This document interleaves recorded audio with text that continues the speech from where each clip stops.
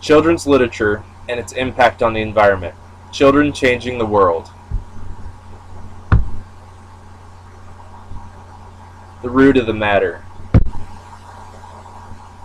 In the end, we will conserve only what we love, we will love only what we understand, and we will understand only what we are taught. A quote by Baba Diem. This means that for children to understand something, first they have to be taught, and for them to love something, they have to understand it, which means they were taught, and it goes on to say that students will only conserve what they love. So it starts with education, leading to understanding, leading to love, and finally to conservation. Children's literature can have a positive, long-lasting impact on children taking better care of the environment that will follow them until adulthood. Informational books can also provide opportunities for children to experience the excitement of new discoveries. Educators do not have the opportunity to expose children to environmental issues in real-life settings. They must use books to connect children to these issues. Ideally, teachers could expose students to all the world has to offer, but in the public school setting of today, that just isn't a possibility. Many districts only allow each grade level to take one field trip, and other districts have cut back to the extreme where no field trips are allowed at all. And both fiction and non-fiction books can provide the window to the world for the students for better understanding. Standing up for what you believe in is very important. We'll watch a short clip from The Lorax by Dr. Seuss that's a good example of standing up.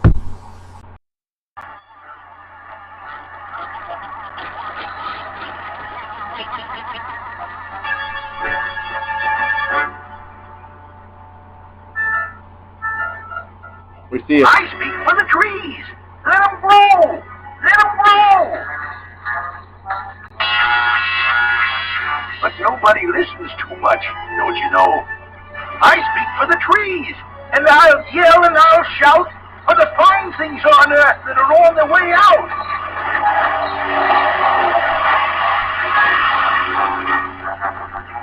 They say I move fashion and live in the past, but sometimes I think progress progresses too fast. That's just a short clip of The Lorax by Dr. Seuss. The Lorax's forest has been destroyed, and he is the only one that can stand up to save it, and that's just a great book, and that one person can make a difference if they stand up for what they believe in. And in this case, the Lorax was standing up for the trees.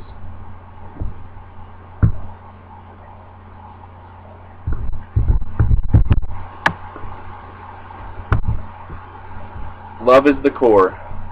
Children must grow to love the environment and all of its components before they will protect it.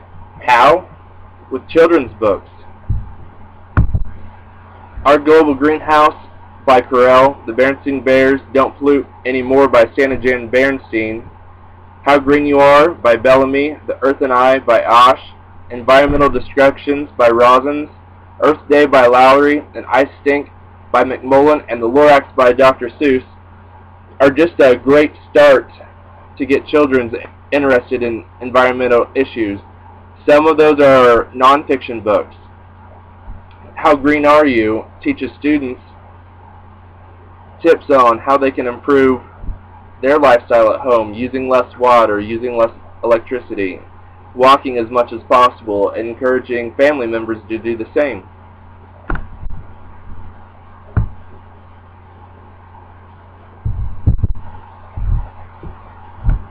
Teaching. Our quote that we started with focused on teaching being the key. Teaching for understanding is an important aspect when considering the environment. It's not enough for children to know what to do. They need to know why. According to Monhart and Monhart, they did a study on environmental literature and asked students questions before, during, and after about how they felt the environment was. And from this small study, it appears that much more emphasis should be placed on critical decision-making as a skill for upper elementary students. Certainly, we want children's books to touch the hearts of students, but from a science perspective, we also want to take advantage of the richness of science content that is embedded in stories, like there's an owl in the shower. That was the book. The Owl in the Shower was the book, and by Gene Craighead George was the center of their unit, and they focused on how students thought animals should be treated before, during, and after, and it was really fascinating to see how it changed. They thought taking care of animals was more important than people before the story started. And in the middle, it kind of shifted that it's an environmental book, and they were starting to realize that people have a place in this world also. And then again, by the end of it, it was kind of mixed, half and half, that the students were saying both people and animal are important to this world, and we need to find a healthy balance between the two. And that's what a lot of environmental literature for children focus on, that, hey, we're here, the animals are here, we have to do our part to live in this world in harmony.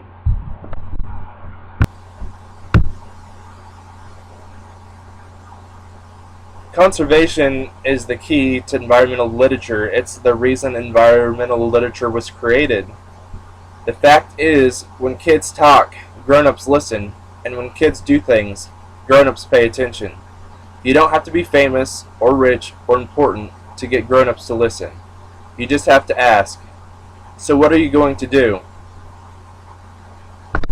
And here's just a continued list of, these are all non-fiction books that students can reference. Going Green by Elkington, Hales, Hill, and Makeower. Save Our Park Trees by Adams. Make a Difference by Bates. Talk About Soil by Webb. Pollution by Brader. And these are all great books. They cover different age levels.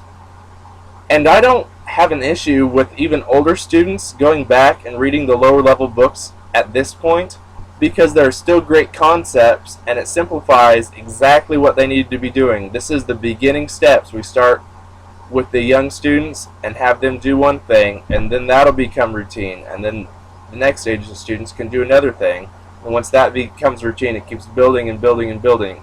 And we can start with it at school is a great way. They always have to recycle all their scrap papers. They can start that from kindergarten, and when they get up to the older grades, they have to start reusing newspapers and bringing in aluminum cans and plastic bottles for a neighborhood recycling program. And just builds and builds and builds until they become adults, and if it's just ingrained from the time when they're kindergartners all through school. As adults, it'll just be old hat, and they'll know exactly what to do.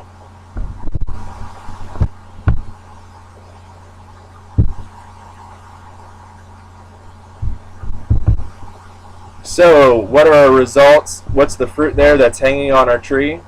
It's a better world for everyone. Children use facts they learn to change the way themselves and others live.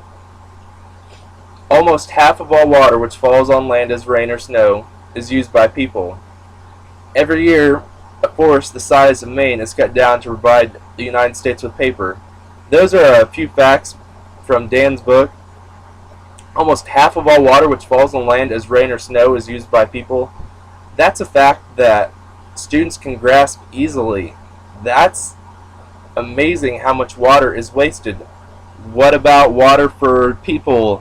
Or what about water for animals? What about water for rivers and streams and oceans? If we're using half of it and flushing it down the drain, where's that pure water for the creatures of the world? And every year a forest the size of Maine is cut down to provide the United States with paper. Students in grade school age can definitely understand that.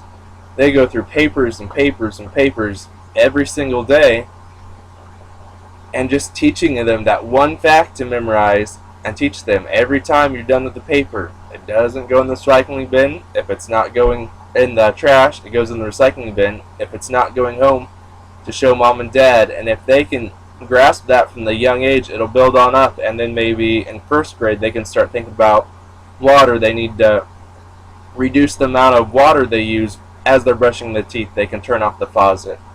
They can put the brick in the back of the toilet like one of the books suggested as a way to conserve water.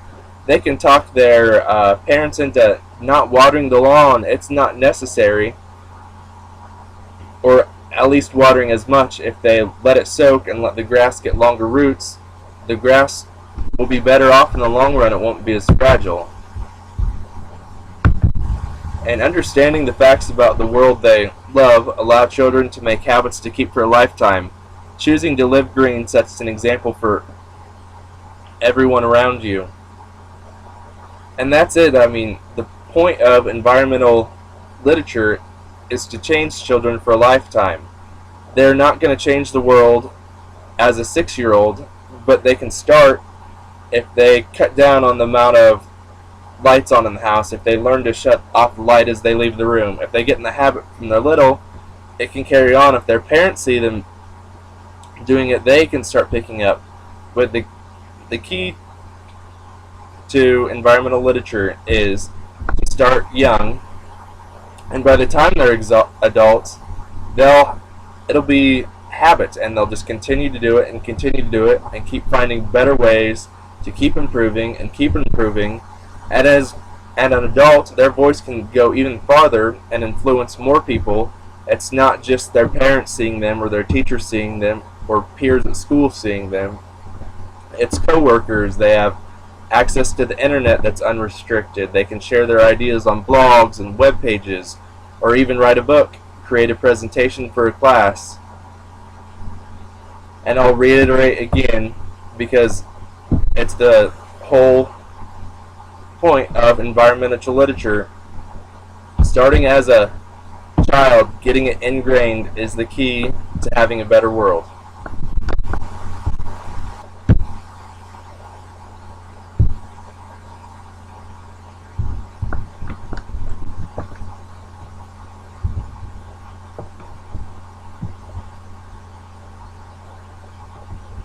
And here's a list of quoted sources, as well as every book that was mentioned. I didn't go into great detail about a lot of these, but they are all great books. There's I Stink right there, the story of a garbage truck and how important that is so trash isn't piling up, unsanitary conditions.